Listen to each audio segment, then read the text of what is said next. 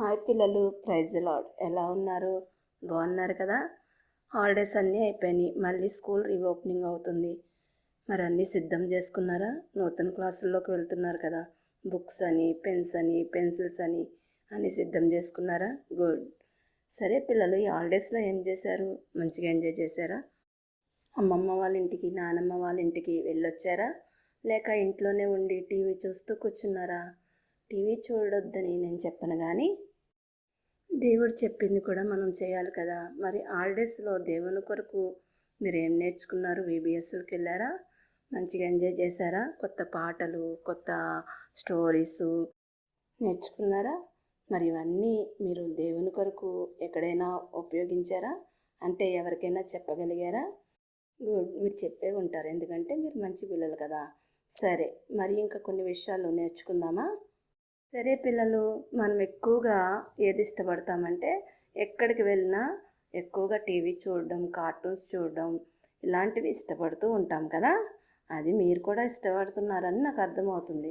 అయితే మీరు కూడా అమ్మమ్మ వాళ్ళ ఇంట్లో కానీ, నానమ్మ వాళ్ళ ఇంట్లో కానీ, ఇంకా వేరే ప్రదేశాలకు వెళ్ళినప్పుడు కానీ మరి టీవీలు చూస్తూ ఉన్నారు కదా. అయితే దీని గురించి నేను కొన్ని విషయాలు మీతో మాట్లాడాలనుకుంటున్నాను. అదేం లేదు పిల్లలు, దేవుని యొక్క వాక్యం ఏం చెప్తుందంటే సమయమును పోనీయక దాన్ని సద్వినియోగం చేసుకోమని. అంటే మనం దేవుడిచ్చిన సమయాన్ని పోనివ్వకూడదు, దాన్ని కాపాడుకోవాలి, దాన్ని సద్వినియోగం చేసుకోవాలి. అంటే లోకానికి సంబంధించిన విషయాలే కాకుండా దేవునికి సంబంధించిన విషయాలు కూడా మనం ఎక్కువగా హాలిడేస్లో నేర్చుకోవాల్సి ఉన్నది కదా. మరి అలా నేర్చుకోకుండా మనము టీవీనే ఆశ్రయించి టైం పాస్ చేస్తూ ఉంటే ఎక్కువగా ఫ్రెండ్స్ అని, టీవీస్ అని, ఎంజాయ్మెంట్స్ అని తిరిగిన వాళ్ళు కూడా ఉంటారు కదా. అలాగ తిరిగిన ఒక కుటుంబాన్ని మనం ఈ స్కిట్ ద్వారా దేవుడు ఎలాగా మరి ఆ కుటుంబంతో మాట్లాడాడో, ఆ కుటుంబాన్ని ఎలా సరిచేశాడో ఈ స్కిట్ ద్వారా మనం చూసి నేర్చుకుందాం. వాళ్ళు కూడా టైంపాస్ చేస్తూ జీవితాన్ని గడపాలనుకున్నారు హాలిడేస్లో, కానీ వాళ్ళు మీలాంటి పిల్లలే. కానీ దేవుడు వారితో ఏ విధంగా మాట్లాడాడో ఇప్పుడు మనం చూద్దాం. ఇంకా ఎందుకు ఆలస్యం, స్కిట్లోకి వెళ్దామా? మమ్మీ, ఈ రోజు నుండి మాకు హాలిడేస్ తెలుసా? అయితే ఏంటి, దానికి నేనేం చేయాలి? నువ్వేం చెయ్యొద్దు తల్లి.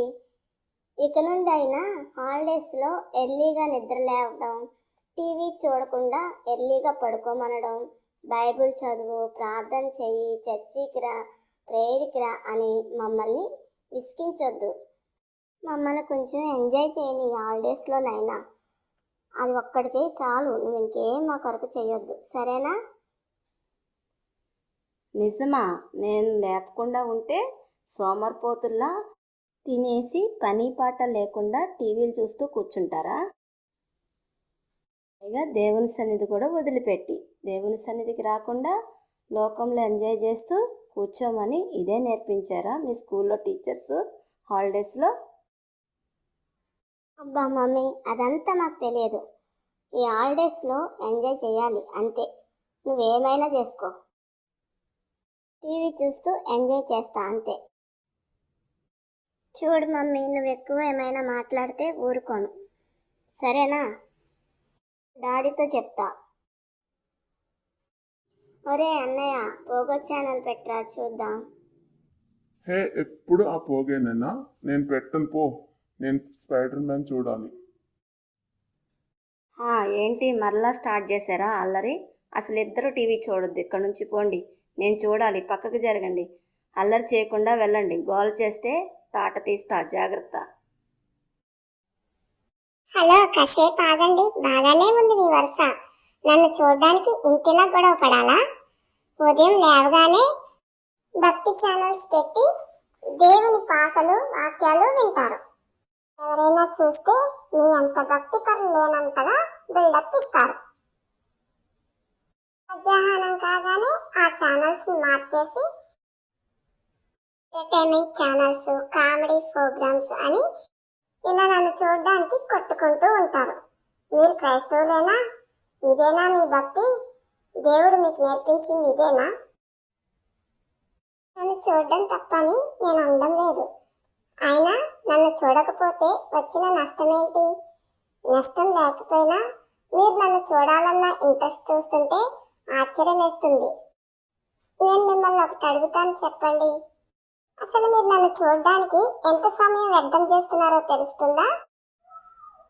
నన్ను చూడడం తప్పని నేను అనడం లేదు. అవసరం లేని వ్యర్థమైన చూడడం తప్పని అంటున్నా.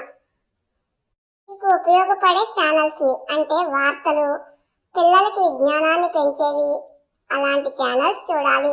కానీ మీరు అలా కాదు.